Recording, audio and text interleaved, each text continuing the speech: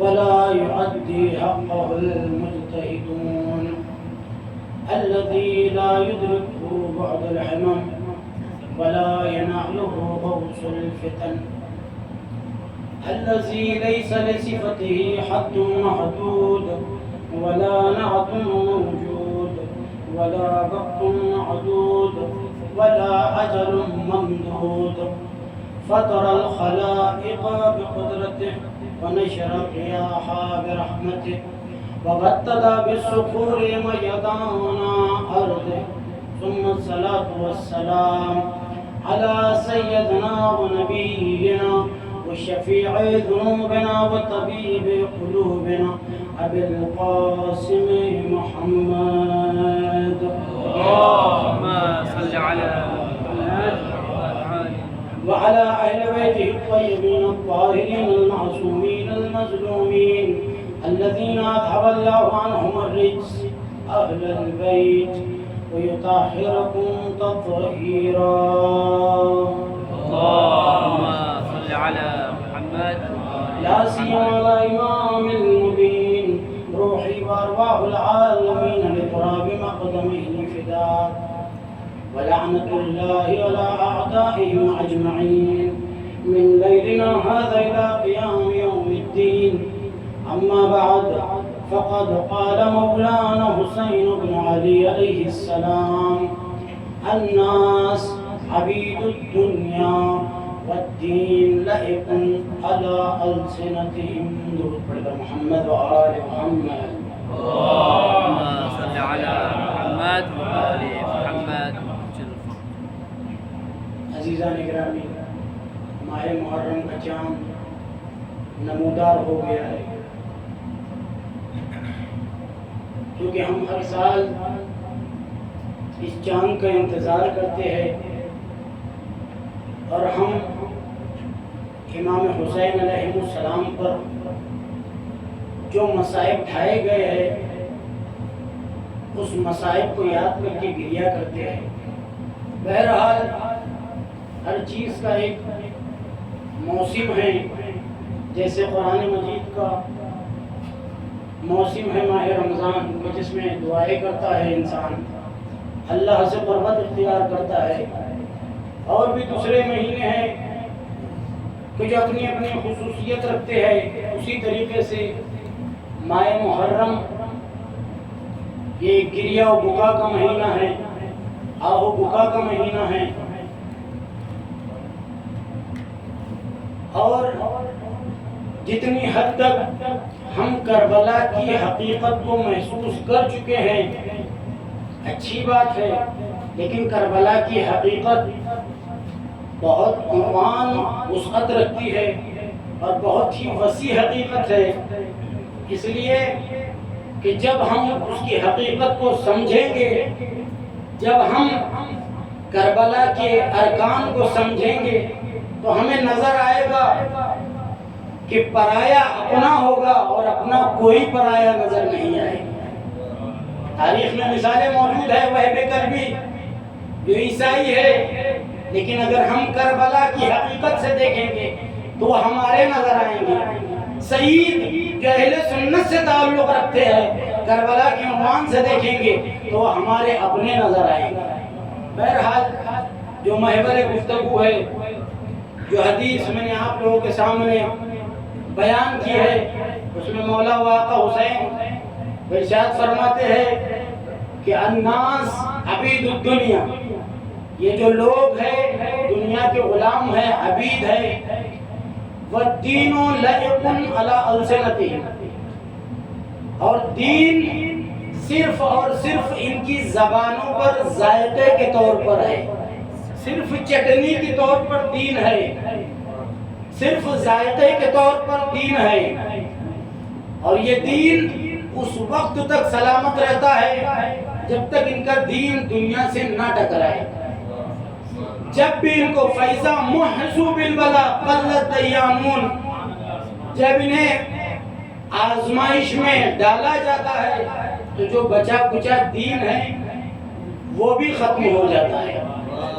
تو آخر کیا وجہ تھی کہ امام حسین علیہ السلام کو کہنا پڑا کہ یہ جو دنیا کے لوگ ہیں یہ بالکل غلام ہیں، یہ دنیا کے پیچھے دوڑ رہے ہیں؟ کیا وجہ تھی کہ امام حسین علیہ السلام کو یہ فقرہ کہنا پڑا؟ میں اشارہ کرتا چلوں تاکہ اس جملے کی وضاحت ہو اور میری اصلاح بھی ہو جائے۔ اسلام کے آنے سے پہلے، رسول اسلام کی تبلیغات سے پہلے، یہ بشریت کس اندھیرے میں تھی، یہ بشریت کس گمراہی میں تھی؟ رسول اسلام کے آنے کے بعد یہ بشریت کتنی بلند ہوئی، رسول اسلام کی تبلیغات کا اثر کتنا ہوا اور یہ کتنی بلند ہوئی، اور بعد رسول اسلام کی رحلت کے بعد یہ بشریت پھر کس طریقے سے اندھیرے میں گری ہے، پھر کس طریقے سے کھائی میں گری ہے، اور پھر اس اندھیرے سے بلندی تک پہنچانا کس کی ذمہ داری ہے، کس کا کام ہے کہ وہ انسان جو دنیا کا غلام ہے، جو اندھیرے میں گھرا ہوا ہے، اس کو بلندی عطا کی جائے۔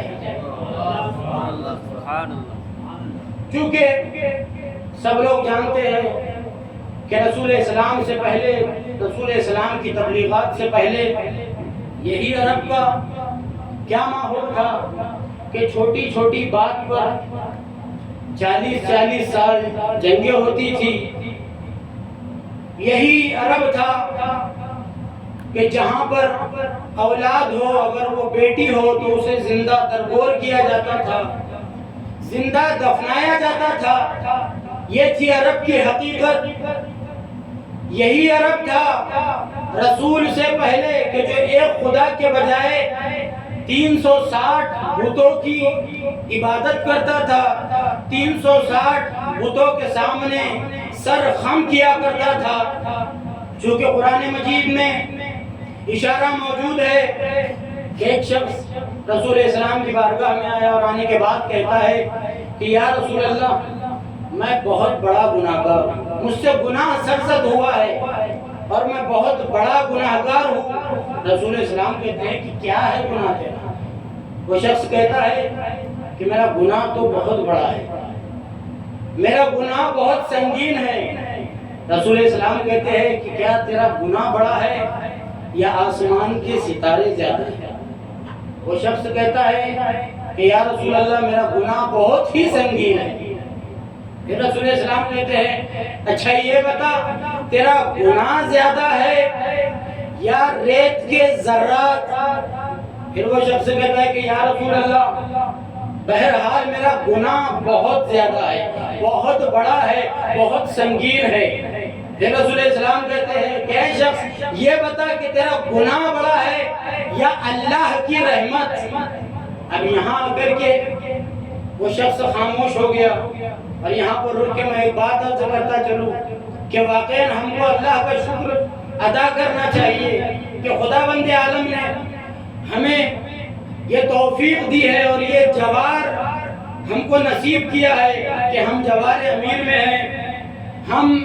ہمارے دل میں اہل بیت علیہم السلام کی محبت ہے، اور جس طریقے سے مذہب اہل تشیع میں جو بات کرنے کا سلیقہ خداوند عالم سے ائمہ نے ہم کو دیا ہے، کسی مذہب میں اس طریقہ موجود نہیں ہے، کوئی بھی مذہب میں وہ طریقہ پایا نہیں جاتا ہے۔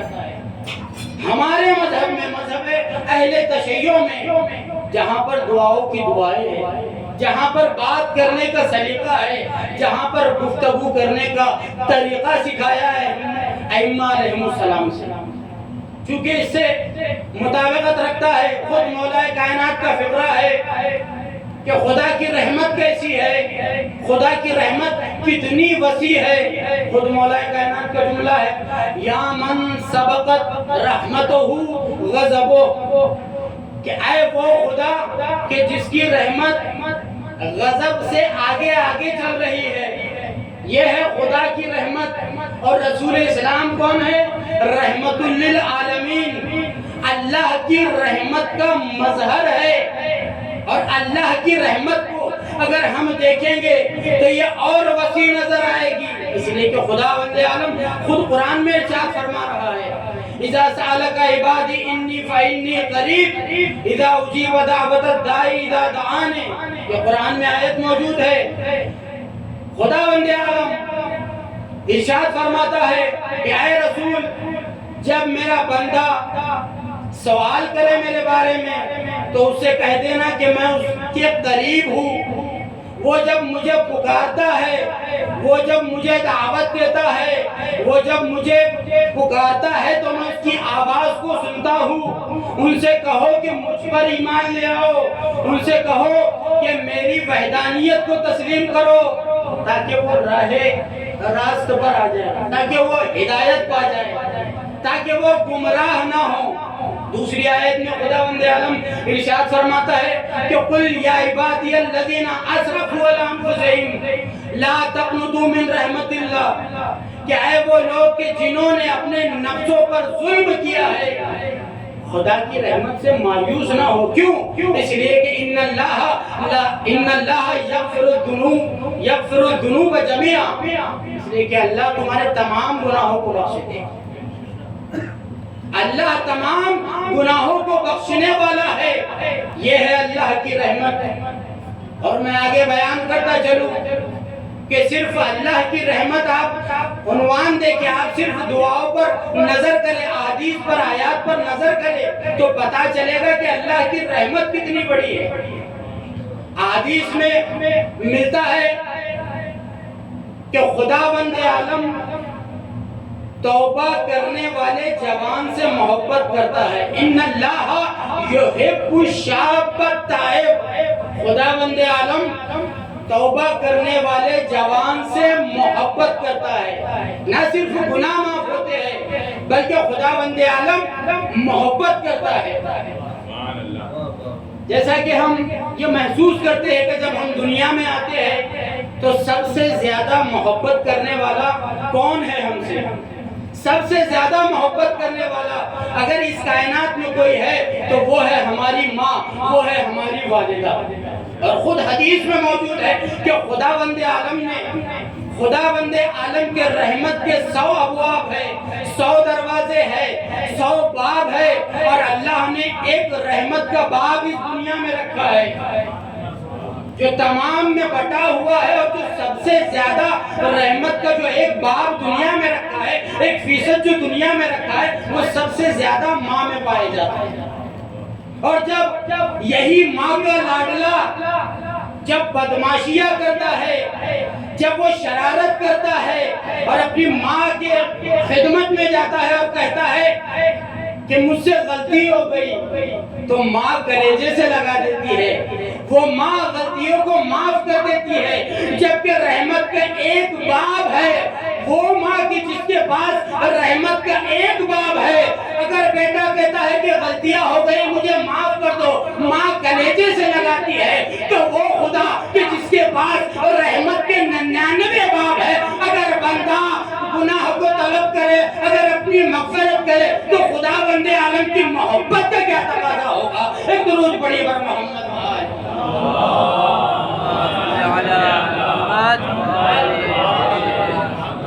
کیا حدیث میں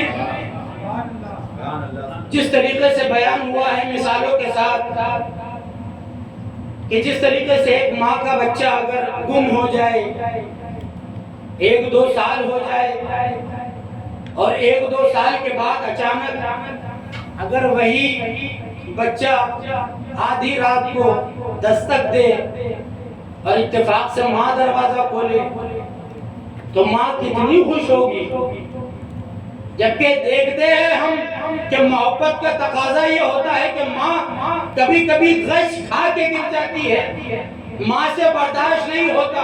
کیا کوئی پیمانہ ہے، کیا کوئی آلہ ہے کہ ہم ناپے کہ ماں کی کتنی محبت ہے؟ بالکل اسی طریقے سے احادیث میں مثالیں دی گئی ہے کہ جس طریقے سے ایک گناہگار بندہ توبہ کر کے اپنے خدا کی بارگاہ میں پلٹتا ہے تو خدا ویسا ہی خوش ہوتا ہے جس طریقے سے ایک ماں کا کھویا ہوا بچہ مل جائے۔ ایک درود پڑھیے بر محمد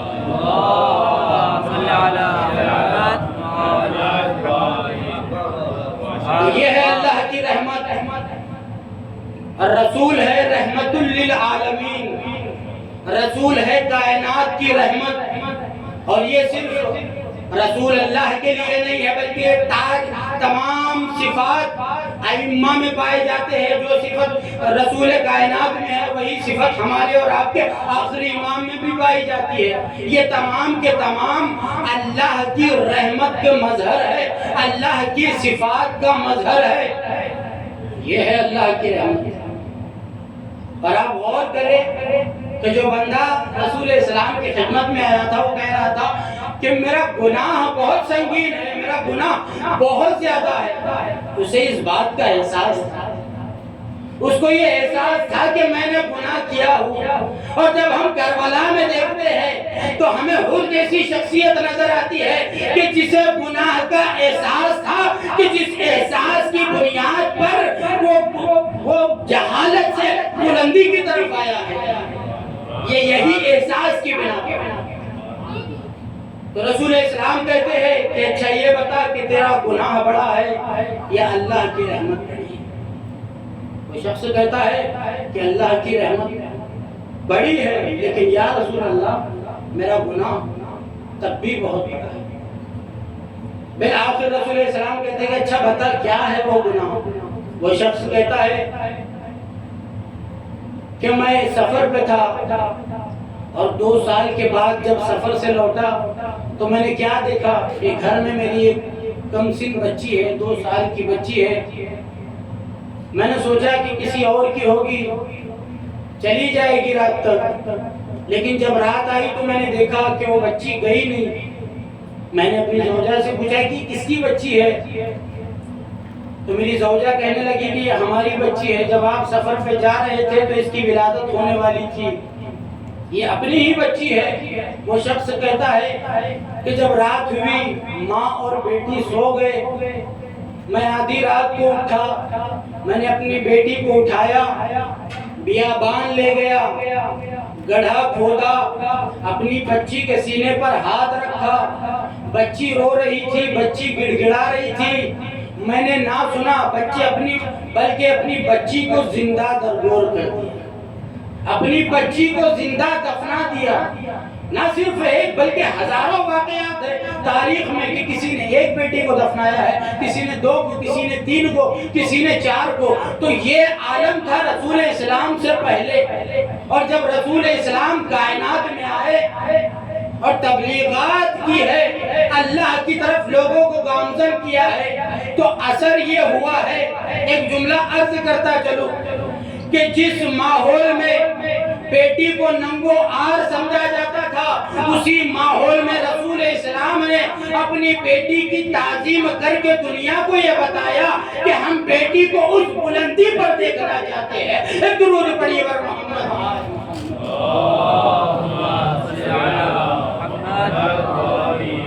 ہم بیٹی کو اس بلندی پر دیکھنا چاہتے ہیں۔ اور پھر رسول اسلام نے تبلیغات شروع کی، اور تبلیغات کا اثر یہ ہوا، زحمات کا اثر یہ ہوا کہ جو کل تک گمراہ تھی رسول اسلام کی تبلیغ کے بعد وہ رسول اسلام کی عاشق ہو گئی، اور ایسی عاشق ہوئی، تاریخ میں واقعات موجود ہے، ایسی عاشق ہوئی۔ تاریخ میں ایک صحابی ہے کہ جن کا نام ہے خباب ابن الارت، کہ ایسا عاشق ہوا زمانہ خباب ابن الارت کہ جو اسلام کے آنے سے پہلے اپنے مذہب پر تھا اور وہ کسی کا غلام تھا۔ جیسے ہی مکے میں اسلام پھیلا، تبلیغات کا اثر یہ ہوا کہ خباب ابن الارت کے جو غلام تھے وہ مسلمان ہو گئے۔ جب اس کے مالک کو پتا چلا، ان کے مالک کو پتا چلا، تو مالک نے سب سے پہلے سختی کی۔ سختی کے بعد جب خباب نہ مانے تو اس کے خباب کے مالک نے ایک خندق جلائی، آگ روشن کی، اور آگ روشن کرنے کے بعد دیکھیے صرف زبان سے کہہ دینا عشق نہیں ہے، بلکہ منزل عمل میں عشق کو ثابت کرنا ہے۔ زبان سے کہنا عاشق نہیں کہلاتا، زبان سے عشق ثابت نہیں ہوتا جب تک کہ میدان عمل میں اس عشق کو ثابت نہ کیا جائے۔ خباب کے جس کا غلام سختی کر رہا تھا، خندق کھودی گئی، آگ جلائی گئی اور خباب کا لباس اتار کر اس خندق اور اس آگ پر لٹایا گیا۔ آپ سوچئے آگ جل رہی ہے، شعلے اٹھ رہے ہیں اور خباب کو لٹایا گیا ہے، چمڑی جل رہی ہے، چربی پگھل رہی ہے اور خباب کی زبان پر ہے یا رسول اللہ یا رسول اللہ۔ تو کہاں تھا زمانہ؟ اور رسول اللہ نے تبلیغات کے بعد، زحمات کے بعد اس زمانے کو کتنی بلندی تک لے گئے۔ نہ صرف خباب بلکہ خود مولا کائنات نے نہج البلاغہ میں اپنے زمانے کے جو مومنین تھے، نہ صرف مولا کائنات اپنی بات بلکہ مومنین کی بات کر رہے ہیں کہ جو خیبر میں تھے، جو خندق میں تھے، جو احد میں تھے، جو حنین میں تھے، مولا کائنات ان کی گفتگو کر رہے ہیں کہ یہ لوگ کتنے عاشق میں کتنے بلند ہو چکے تھے یہ لوگ۔ مولا کائنات نہج البلاغہ میں فرماتے ہیں کہ وَلَقَدْ كُنَّا مَعَ رَسُولِ اللَّهِ نَقْتُلُ آبَاءَنَا وَأَبْنَاءَنَا وَأَخْوَانَنَا وَأَعْمَامَنَا، کہ جب ہم رسول کائنات کے ساتھ میدان قتال میں تھے، رسول اللہ کے ساتھ تھے، تو ہم قتال کرتے تھے۔ اور قتال کیسا کہ ہم یہاں ہوتے تھے اور سامنے ہمارا باپ ہوتا تھا، ہم یہاں ہوتے تھے سامنے ہمارا بیٹا ہوتا تھا، ہم یہاں ہوتے تھے سامنے ہمارا بھائی ہوتا تھا، ہم یہاں ہوتے تھے سامنے ہمارا چچا ہوتا تھا۔ ما یزیدنا ذالک الا ایمانا و تسلیما، اور ہم قتال کرتے تھے، ہمارے پیروں میں لغزش نہیں آتی تھی بلکہ ہمارے ایمان میں اور ہمارے تسلیم میں اضافہ ہوتا تھا۔ یہ ایسے لوگ تھے رسول اسلام کے بعد، ان کی زحمات کے بعد، ان کی تبلیغات کے بعد رسول اسلام نے لوگوں کو اس بلندی تک لے آیا۔ اور پھر اس بلندی پر لے آنے کے بعد پھر امام حسین علیہ السلام کا یہ فقرہ الناس عبید الدنیا، یہ لوگ دنیا کے غلام ہیں۔ آخر کیا وجہ تھی کہ رسول اسلام نے اس معاشرے کو کہ جو پستی میں تھا بلندی عطا کی؟ پھر یہ معاشرہ پستی میں کیوں گیا؟ کیا اسباب تھے پستی میں جانے کے؟ کیا وجہ تھی پستی میں جانے کی؟ آپ غور کریں کہ رسول اسلام کی رحلت سن 11 ہجری میں اور امام حسین علیہ السلام کی شہادت سن 61 ہجری میں۔ آپ دیکھیں ان دونوں کے درمیان کا جو وقفہ ہے 50 سال کا وقفہ ہے۔ آخر ان 50 سال کے وقفے میں کیا ہوا کہ ہدایتی یافتہ مسلمان پھر سے گمراہی میں چلے گئے، پھر سے کھائی میں گر گئے، پھر سے اندھیرے میں چل گئے؟ کیا سبب تھا؟ وہ سبب یہ تھا کہ امام حسین علیہ السلام کی شہادت کے بعد دیکھیں اسباب کیا تھے، پھر سے اندھیرے میں جانے کے، پھر سے گمراہی میں جانے کے۔ رسول امام حسین علیہ السلام کی شہادت کے بعد حجاج کوفے کا گورنر ہوا اور کوفے میں خطبہ دے رہا تھا، اور خطبہ دیتے دیتے اتفاق سے حاجیوں کی گفتگو چھڑی۔ وہ لوگ جو حج پر گئے تھے، وہ لوگ جو رسول اللہ کی زیارت پہ گئے تھے، ان لوگوں کی گفتگو آئی، اور اپنے ہی خطبے میں حجاج کہتا ہے کہ اللہ کی مار ہو تم پر، تب بن لو، اللہ کی مار ہو تم پر، کہ یہ لوگ کیا سڑی گلی لکڑیوں کی زیارت کے لیے گئے ہیں؟ اچھا ہوتا کہ یہ حاکم کے دربار کی زیارت کرتے، اچھا ہوتا کہ یہ حکیم کے دربار کی زیارت کرتے۔ یہ کیا سڑی گلی لکڑیوں کی زیارت پہ گئے ہوئے ہیں؟ یہاں تک نہیں رکا بلکہ اور آگے کہتا ہے کہ جو شرح نہج البلاغہ ابن ابی الحدید میں یہ واقعہ موجود ہے، آگے اور کہتا ہے کہ کیا لوگوں کو یہ نہیں پتا ہے کہ خلیفہ رسول سے افضل ہوتا ہے، خلیفہ رسول سے بہتر ہوتا ہے؟ دیکھیے زمانہ پھر سے پستی میں جانا ہے۔ یہ کیوں کہا خباب نے؟ کیا وجہ تھی حجاج کی کہ جو یہ کہنے پر مجبور ہو گیا؟ یہی نا کہ 4 دن کی کرسی ہے، کرسی نہ چلی جائے، وزیریت نہ چلی جائے، حاکمیت نہ چلی جائے، یہی وجہ تھی نا۔ اور زمانہ کہاں تک گر گیا کہ حجاج کہتا ہے کیا ان لوگوں کو پتا نہیں ہے کہ خلیفہ رسول سے افضل ہوتا ہے؟ زمانہ یہاں تک ہے تو امام حسین علیہ السلام کو کہنا پڑا جب زمانے کو دیکھا کہ یہی زمانہ ہے کہ جو بلندی پر تھا اور حکومت کی لالچ میں پھر سے اندھیرے میں جا رہا ہے، پھر سے کھائی میں جا رہا ہے، تو مولا حسین نے فرمایا الناس عبید الدنیا۔ مولا حسین نے اپنا قدم بڑھایا اور نہ صرف قدم بڑھایا ہے، اپنی شہادت کے ذریعے دنیا والوں کو یہ پیغام دیا ہے کہ کوئی اندھیرے میں نہ رہے، میری شہادت جہاں تک پہنچے کوئی اندھیرے میں نہ رہے، بلکہ میری شہادت کے ذریعے سب کو بلندی ہو۔ کسی قوم و ملت کی کوئی قید نہیں ہے، کوئی کسی مذہب کا بھی ہو، اگر میری شہادت کا صحیح عنوان اس تک پہنچ رہا ہے تو اسے بھی بلندی ہوگی۔ ایک درود پڑھیے بر محمد و آل محمد۔ اس یہ ہے کہ شہادت کے صحیح عنوان کو پیش کرنا چاہیے۔ اور پھر ہماری ذمہ داری کیا ہے؟ ہماری ذمہ داری یہ ہے کہ قرآن مجید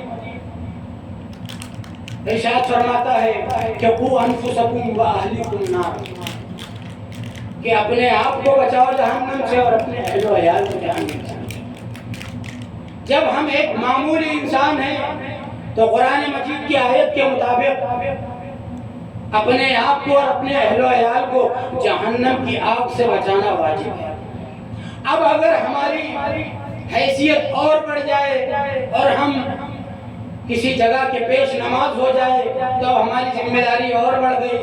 اب ہم خود اپنے آپ کو جہنم سے بچائیں گے، اور جہاں پر ہم نماز پڑھا رہے ہیں ہم ان لوگوں کی بھی ذمہ داری ہے کہ ہم ان کو جہنم سے بچائیں۔ اب اگر ہماری اہمیت اور بڑھ جائے، اگر ہم امام جمعہ کہلائے تو ہماری ذمہ داری اور بڑھ جائے گی، ہم خود بچے جہنم سے، اور جہاں تک جمعہ کا پیغام جا رہا ہے جہنم سے ان کو بھی بچائے۔ اب اگر کسی کی اور حیثیت بڑھ جائے، کوئی نبی بنا کر آ جائے، کوئی نبی بنا کر آ جائے تو اس کی ذمہ داری اور بڑھ جائے گی۔ وہ جس خطے کے لیے نبی بن کر آیا ہے خود اس کے لیے بھی جہنم سے بچنا لازم ہے اور اپنی امت کو بچانا بھی لازم ہے۔ اگر کوئی کسی کی حیثیت اور بڑھ جائے، کوئی رحمت للعالمین بنا کر کائنات میں بھیجا جائے تو اب اس کی ذمہ داری یہ ہے کہ وہ اپنی امت کو جہنم کی آگ سے بچائے۔ اور رسول اسلام کا قول ہے کہ میں اور علی اس امت کے باب ہے، انا و علی من ابو هذه الامه، میں اور علی اس امت کے باپ ہے۔ تو پتہ یہ چلا کہ امت کے باپ علی اور پیغمبر ہے، اور باپ کی ذمہ داری ہوتی ہے کہ جہنم سے اپنی امت کو بچائے، اپنی اولاد کو بچائے۔ اور جب مولا کائنات کی شہادت کے بعد کیا یہ امت بغیر باپ کے نہیں تھی، بلکہ باپ موجود تھا۔ یہ ذمہ داری تھی امام حسن علیہ السلام پر کہ وہ اپنی امت کو، وہ امت کے جو رسول کا کلمہ پڑھتی ہے، ضروری ہے کہ ان لوگوں کو جہنم کی آگ سے بچایا جائے۔ پھر ان کے بعد یہ ذمہ داری امام حسین علیہ السلام کی ہے کہ وہ امت کہ جو میرے نانا کا کلمہ پڑھ رہی ہے ان کو جہنم کی آگ سے بچایا جائے۔ جب مولا نے دیکھا کہ یہ معاشرہ اتنی بلندی کے بعد پھر پستی پہ جا رہا ہے، پستی کے اسباب کو بیان کیا، الناس عبید الدنیا، یہ لوگ دنیا کے غلام ہیں، اور اب امام پر یہ واجب ہو گیا، اس لیے کہ امام امت کے باپ ہوتے ہیں، امام پر واجب ہو گیا وہ کربلا کی طرف سفر کریں گے اور اپنی امت کو جہنم کی آگ سے بچائیں گے۔ درود پڑھیے بر محمد۔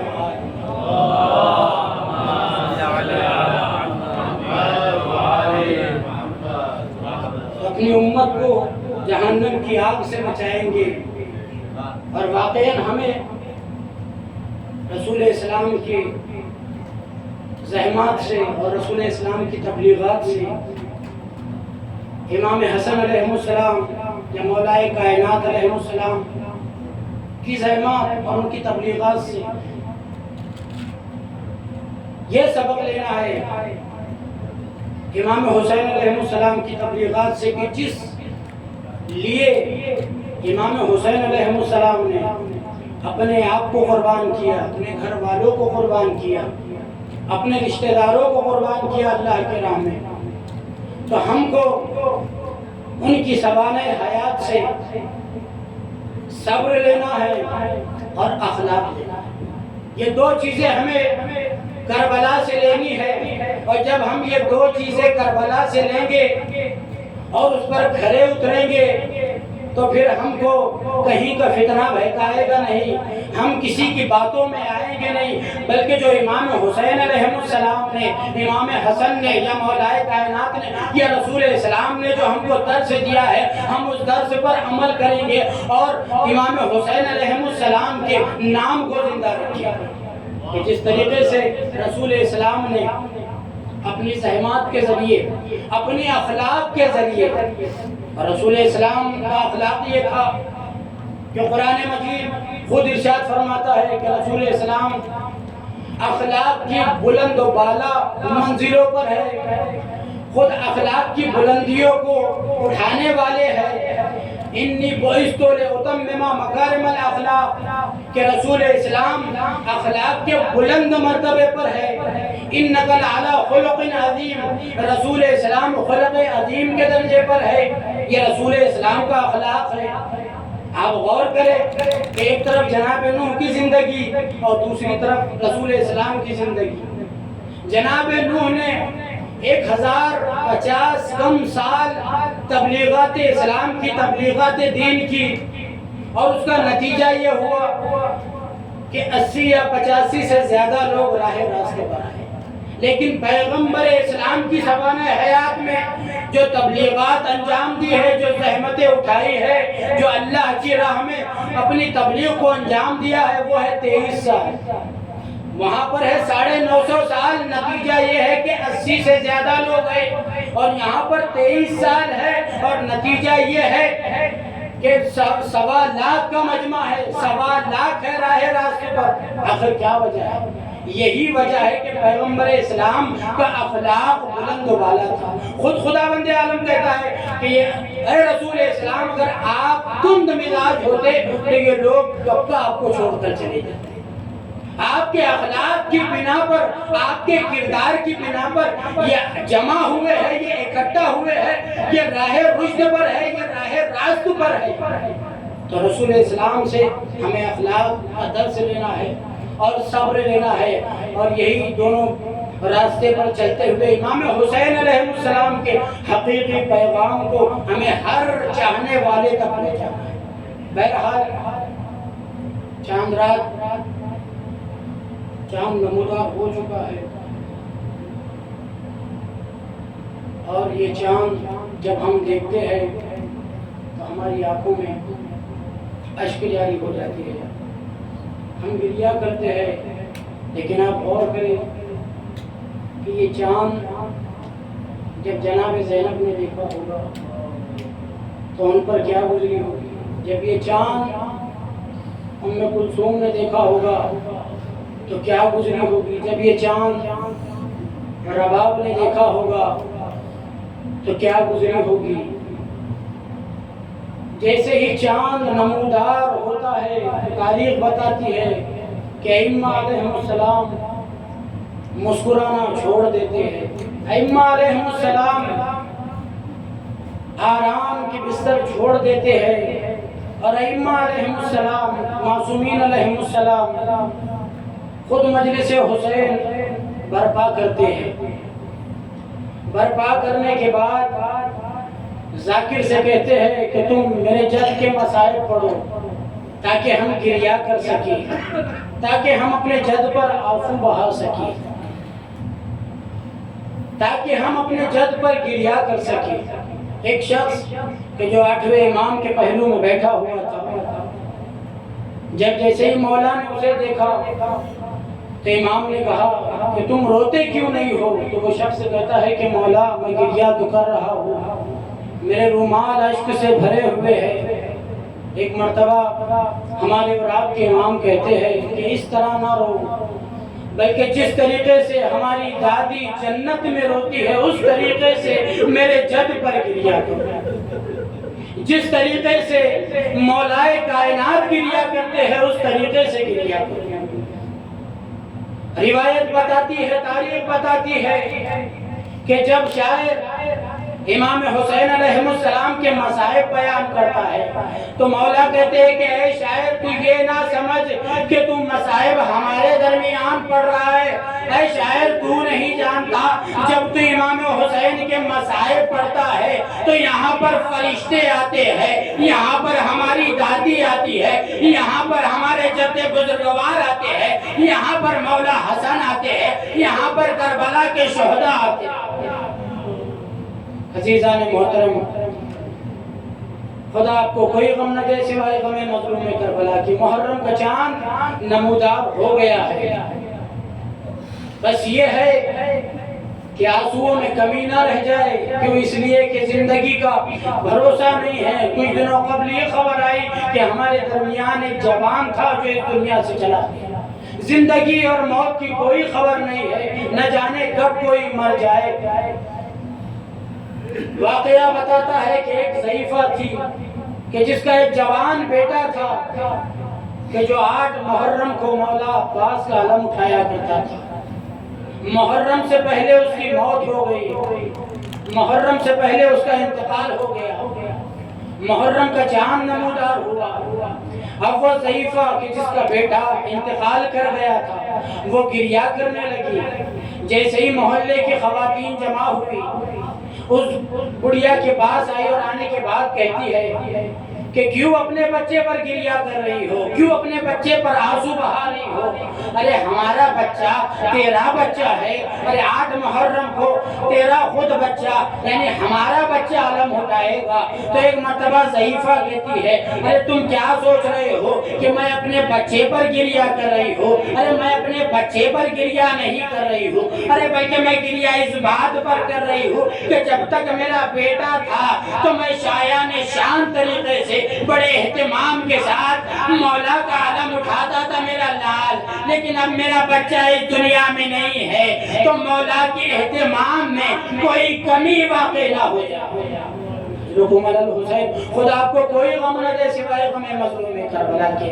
واقعہ بتاتا ہے کہ 10 محرم نمودار ہوئی، اس کے گھر سے علم نمودار ہوا۔ نمودار ہونے کے بعد شام غریبہ آئی ہے، شام غریبہ آئی جب وہ بوڑھی ماں اپنے گھر آئی ہے۔ گھر آنے کے بعد ماں کی محبت نے، ماں کی ممتا نے جوش مارا، دل میں خیال آیا کہ قبرستان جا کر میں اپنے بچے کی قبر پر ایک حسین کا مرثیہ پڑھو۔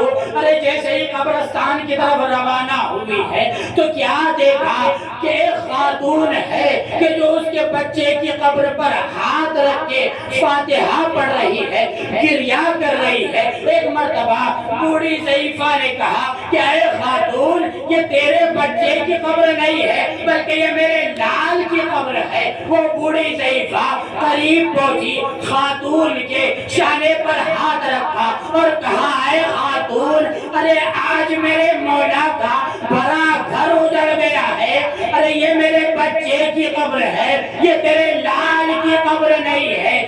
ضعیفہ نے بوڑھی عورت سے یہ کہا کہ اے ضعیفہ یہ میرے بچے کی ہی قبر ہے، ارے اے ضعیفہ تو صبح سے شام تک میرے بچے پر گریہ کر رہی تھی، ارے میں فاطمہ ہوں، مجھے یہ گوارا نہ ہوا کہ تو میرے بچے پر گریہ کرے، میں تیرے بچے پر گریہ کرے۔ آپ کو کوئی غم نہ دے سوائے غم، کیونکہ چاند رات کے حوالے سے مصائب ہے۔ میر انیس کے فطرے ہے، میر انیس کے مرثے ہے کہ عباس قتل ہو گئے اکبر نہیں رہا، ہم سے کسی نے یہ بھی نہ پوچھا کہ کیا ہوا۔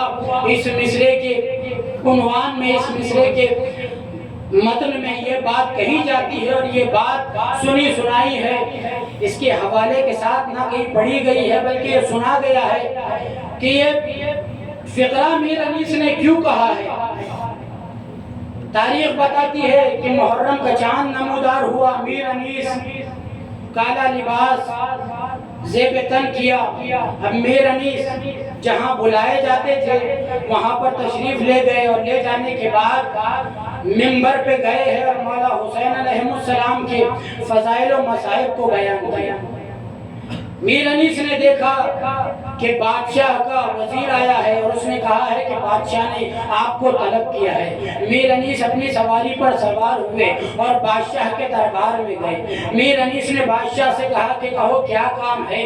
بادشاہ کہتا ہے کہ اے میر انیس، ایک نیا لباس زیب تن کرو اور ہمارے سامنے امام حسین علیہ السلام کے مصائب پڑھو۔ جیسے ہی میر انیس نے یہ سنا، میر انیس نے کہا ہے بادشاہ، ارے یہ اصول ازا کے خلاف ہے۔ جیسے ہی محرم کا چاند نمودار ہوتا ہے ہم کالے لباس پہنتے ہیں، ہم حسین پہ گریا کرتے ہیں، تو جو کہہ رہا ہے یہ اصول ازا کے خلاف ہے۔ ایک مرتبہ بادشاہ کہتا ہے کہ اے انیس، اگر یہ نہیں کرتے ہیں تو آپ یہاں سے چلے جاؤ۔ میر انیس کہتے ہیں کہ مجھے جانا گوارا ہے۔ میر انیس اپنی سواری پر سوار ہوئے، جیسے ہی سفر شروع کیا ہے میر انیس کے دل میں خیال آیا اور میر انیس نے کہا کہ اے فاطمہ، اے شہزادی کونین، کیا اس سال تیرے لال کا غم نصیب میں نہیں ہے کیا؟